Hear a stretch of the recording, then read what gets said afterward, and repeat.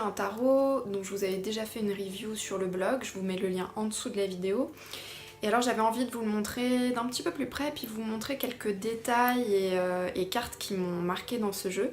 C'est le tarot de Gulliver, que voici, qui est un tarot en auto-édition que vous pouvez retrouver sur sa boutique Guldologie. Je vous mets aussi le lien en dessous si vous souhaitez le commander.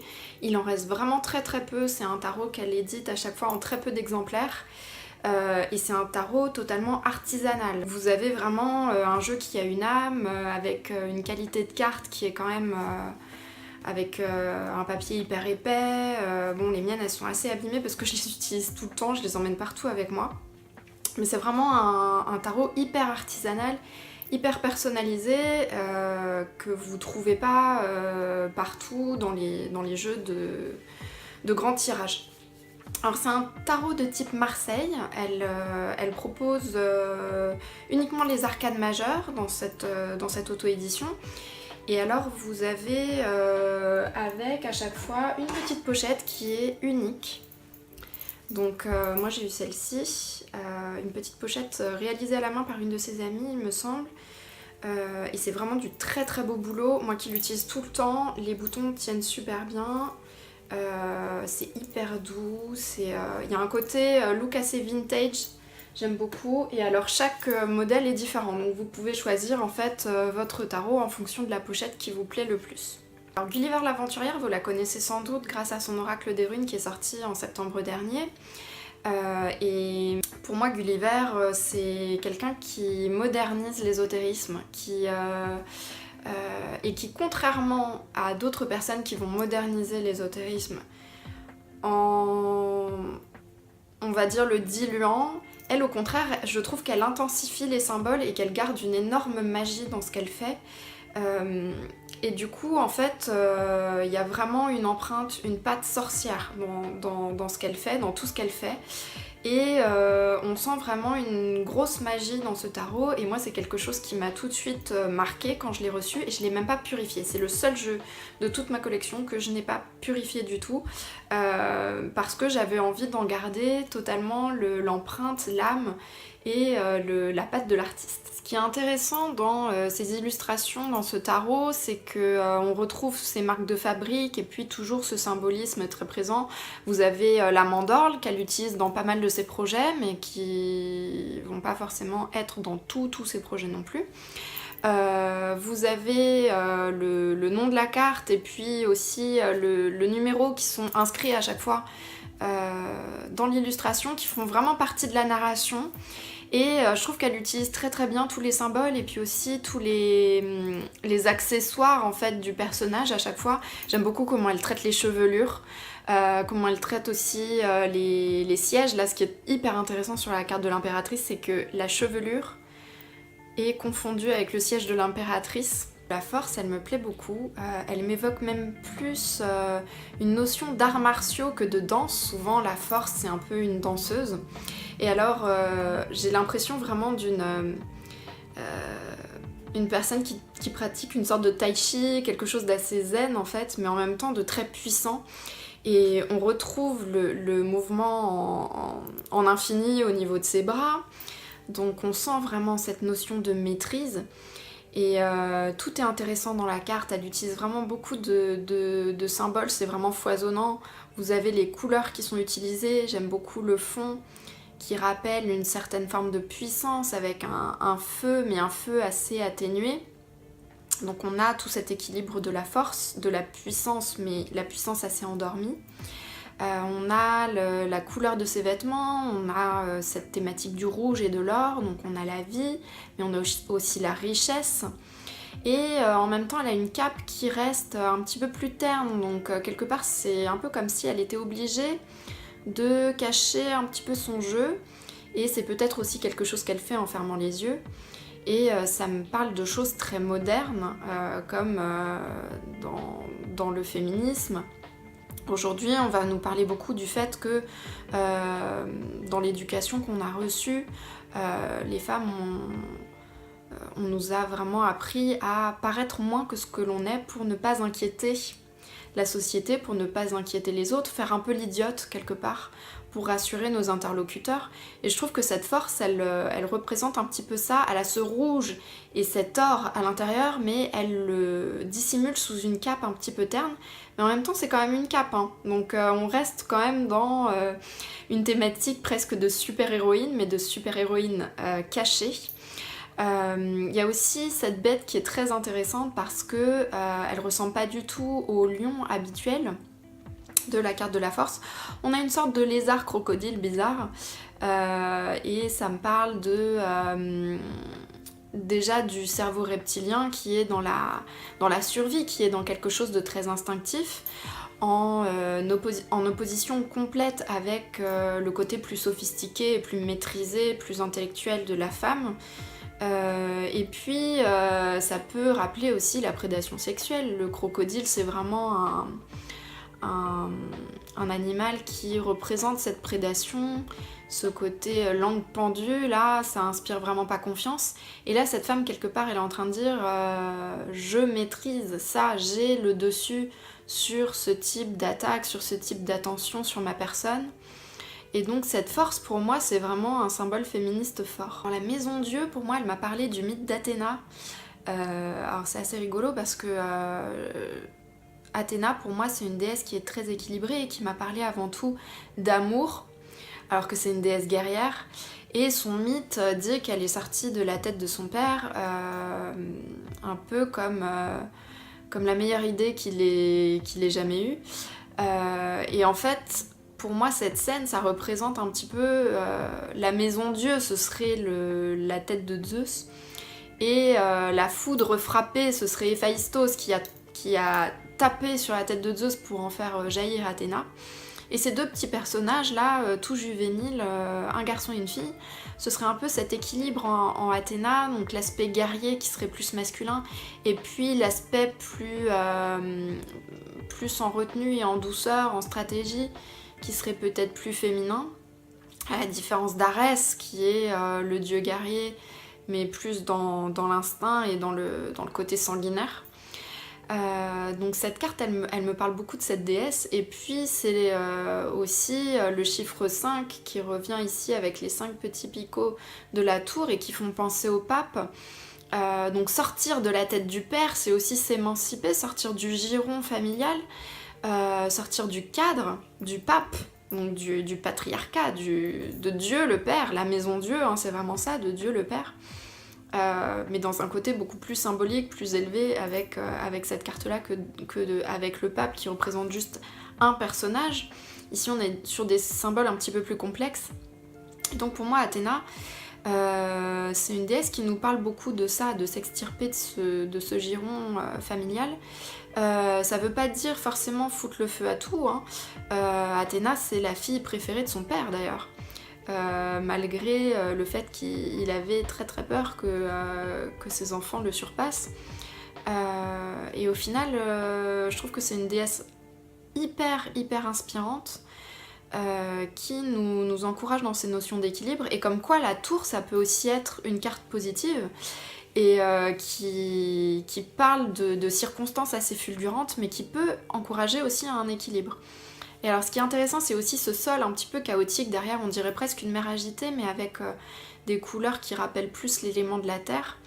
Donc on nous montre que ok, on va s'extirper de ce giron familial, ça va pas être tout cuit, hein, on va tomber cul par-dessus tête, on va arriver dans un terrain chaotique, on va avoir l'impression qu'on est complètement à nu. Mais ça donne aussi de l'espoir parce que quelque part il y avait quand même cette notion d'enfermement très forte. Et puis les deux yeux là avec les fenêtres qui rappellent que on est tout le temps observé à l'intérieur de cette tour, qu'il commençait à faire chaud là avec ce feu à l'intérieur et qu'il valait mieux se barrer. Le pape, alors il m'évoque un petit peu mon interprétation de la religion et de religion en règle générale, et puis du cadre. C'est une carte qui me parle beaucoup de patriarcat. Et ce pape, il me fait beaucoup rire parce qu'il a un côté très trouble avec son regard un petit peu bizarre. Et puis il a ses deux doigts là comme ça, on dirait qu'il dit tu vas voir, je vais te mettre un doigt dans le cul. Et alors il y a tous ces petits personnages là qui sont, enfin on dirait des petits personnages comme des petites têtes de moines là, mais en même temps ça ressemble pas vraiment à des personnages non plus. C'est un peu comme ceux qui suivent les cadres et puis tout ce qui appelle en fait à suivre sans vraiment avoir son propre système de valeurs, mais en ingurgitant vraiment un cadre tout établi. Et à ne surtout pas désobéir, hein, parce que ce serait con de penser par soi-même. Donc pour moi cette carte elle montre le côté assez décérébré finalement qu'on retrouve dans pas mal de cadres. Et ce pape il a un côté vraiment très trompeur, très filou je trouve. Son côté richement paré aussi, qui laisse penser que les privilèges ne sont accessibles, l'illumination n'est accessible qu'à une certaine forme d'élite, donc c'est pas vraiment une vraie illumination. Et puis on dirait qu'il s'en fiche un peu en fait des personnes auprès de qui il prêche. On a l'impression qu'il a son sceptre planté dans la tête d'un dévot, ici. Il a l'espèce d'œuf à l'envers là sur son sceptre également, donc l'œuf à l'envers c'est quand même un symbole de stérilité, donc est-ce que ça parle du fait que son dialogue est stérile, que sa démarche est stérile, que le cadre est stérile? En gros, est-ce qu'il ne parle pas pour emmener les gens au mauvais endroit? Est-ce que ce pape, c'est pas quelqu'un qui parle pour ne rien dire, et puis pour s'assurer même que vous n'accédiez surtout pas à l'illumination, que vous n'accédiez pas à la chose à laquelle lui-même il n'a pas accès dans le fond. L'amoureux, il me fait un petit peu pitié cet amoureux. On a l'impression qu'il est entouré de folles avec l'expression sévère là qu'on a sur ce visage. Et lui-même il a l'air totalement perdu. Il y a ce thème du choix qui pour moi est assez comique dans comment elle représente ces personnages. Et puis il me fait rire, on dirait le mec de la force, il est un peu habillé comme le personnage de la force mais en masculin. Et alors on dirait que il est un peu comme une espèce de rockstar là, sollicité par plein de groupies. Et quelque part la solution, il l'a déjà avec sa main portée vers lui, il devrait se choisir lui-même, mais quelque part le choix il a déjà été fait par cette espèce de petit enfoiré là. J'aime beaucoup l'expression en fait des personnages dans ce tarot en règle générale, parce qu'ils ont un côté presque comique. Et puis en même temps ça reste très très sérieux parce que on sent aussi toute la lourdeur des symboles et toute la dynamique du Marseille qui est respectée. Le soleil, il est très inspirant, ce petit soleil, je l'aime beaucoup. Il représente deux personnages féminins et masculins, et ça peut nous parler des jumeaux cosmiques aussi, ce qu'on appelle les flammes jumelles, avec une polarité féminine et masculine. Et c'est intéressant parce qu'en règle générale, le soleil, on le représente plutôt comme un élément masculin, alors qu'ici, on peut le voir avec sa polarité féminine. Et il y a beaucoup de déesses qui représentent le soleil dans différentes mythologies du monde. Donc c'est un concept qui n'est pas que exclusivement masculin. Et puis c'est aussi tout un symbole de bien-être, de fertilité. On a ce sol sur lequel poussent des choses, le muret qui est doré. Ce soleil, je trouve qu'il a une tête plutôt sympathique, avec ses grosses joues rouges. Et puis on a tous ces espèces de petits confettis qui sont plus festifs que ce qu'on peut retrouver dans le Marseille habituel, qui est assez moche, hein, soyons assez honnêtes. Et ici on a un côté qui nous invite en fait à faire la fête et puis à se réchauffer tout en douceur auprès de ce soleil. Le battleur, je l'aime bien parce qu'il a un côté très juvénile et on dirait presque qu'il s'est collé une petite moustache là, comme s'il essayait de faire comme papa, ou on dirait un enfant qui est un peu déguisé. Donc il a totalement ce côté débutant, enfantin je trouve, et en même temps qui se prend au sérieux, donc ce côté aussi un peu chien fou, assez ambitieux du battleur. Et puis avec tous ces joujoux là, on le sent assez facétieux et prêt à faire plein de bêtises. Donc moi c'est un battleur que j'aime beaucoup et c'est un personnage dont j'ai rêvé, qui est venu me voir en rêve. Donc c'est une carte à laquelle je suis assez attachée. Le diable, il me fait mourir de rire dans ce tarot. Il a vraiment une tête, mais alors c'est vraiment la caricature complète du diable. C'est vraiment poussé à son paroxysme, je l'adore, il est vraiment génial.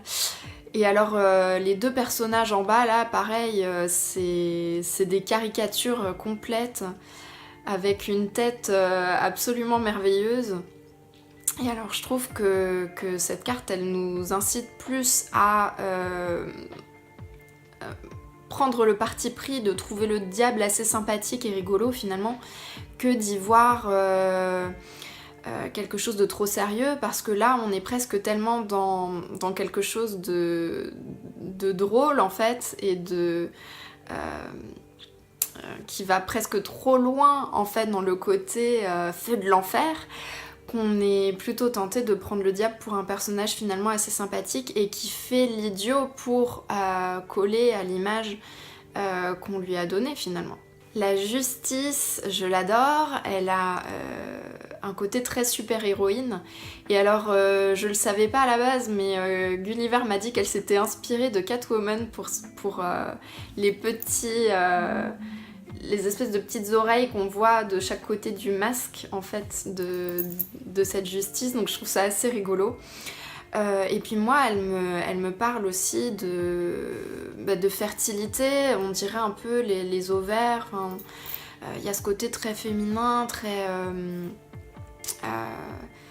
très matriarcal quelque part dans cette justice.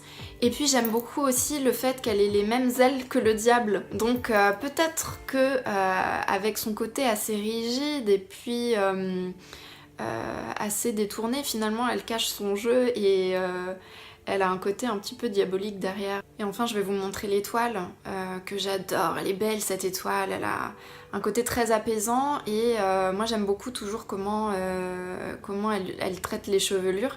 Et ici en fait les tresses de cette femme se retrouvent dans les cruches en fait. C'est exactement le même traité, avec ce côté très tressé en fait. Il y a un flux vraiment très intéressant entre l'élément de l'eau et puis l'énergie qu'on a soi-même en soi. Et cette étoile, elle donne vraiment envie de la suivre et puis de boire à sa coupe.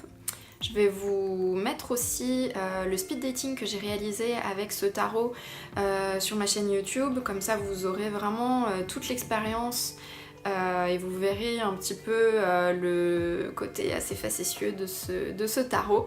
Moi je vous embrasse très fort, je vous souhaite de cartomancer merveilleusement bien et je vous dis à très bientôt.